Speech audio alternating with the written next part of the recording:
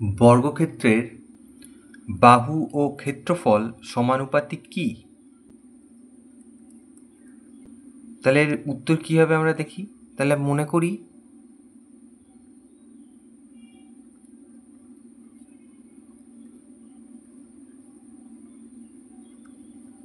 বর্গক্ষেত্রের বাহুর দৈর্ঘ্য সমান সমান 2 সেমি। আমরা 2 ধরে নিলাম, যে কোনো সংখ্যা ধরা যায়, আমরা 2 ধরলাম। তাহলে অতএব বর্গক্ষেত্রের ক্ষেত্রফল তাহলে কত হবে? 2 গুণ 2 4 বর্গ সেমি। বর্গক্ষেত্রের ক্ষেত্রফলের সূত্র হচ্ছে বাহু গুণ বাহু।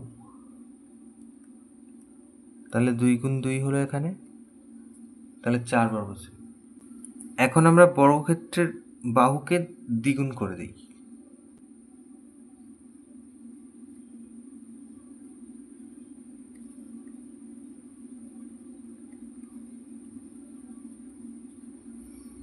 দ্বিগুণ করলে কত হবে? 2 গুণ 2 4 সেমি। তাহলে এই এখন ক্ষেত্রফল কত হলো?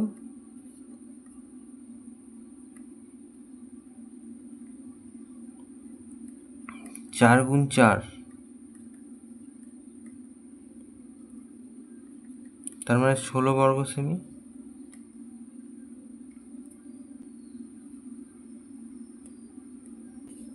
তাহলে প্রথমে বাহু ছিল 2 সেমি, পরে হয়েছে 4 সেমি। তাহলে বাহুর অনুপাতটা কত হলো? 2:4, তার মানে 1:2। আর ক্ষেত্রফলের অনুপাত তাহলে কত হলো দেখি।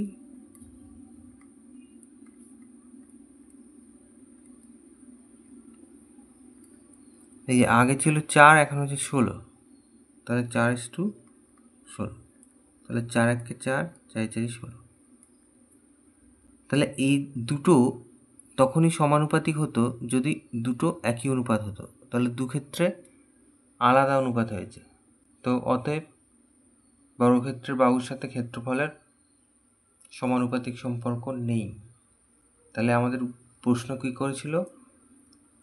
বর্গক্ষেত্রের বাহু ও ক্ষেত্রফল সমানুপাতিক কি? তাহলে উত্তর হবে সমানুপাতিক না।